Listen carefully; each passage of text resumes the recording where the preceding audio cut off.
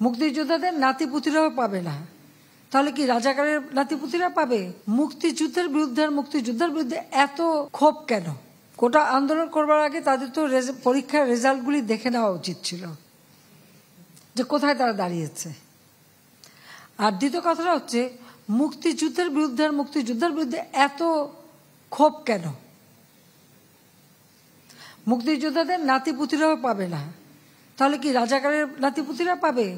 সেটা আমার প্রশ্ন, দেশবাসীর কাছেও প্রশ্ন, যে রাজাকারের নাতিপুতিরা সবকিছু পাবে, মুক্তিযোদ্ধারা পাবে না। অপরাধটা কি?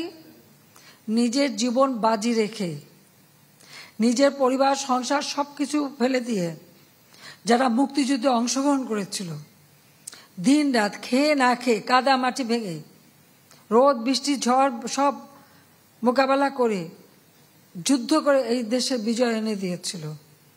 আর বিজয় এনে দিয়েছিল বলেই না আজকে সবাই উচ্চ পদে আসীন, আজকে গলাবারে কথা বলতে পারছে। নইলে তো ওই পাকিস্তানিদের বুটের লাথি খেয়ে চলতে হতো।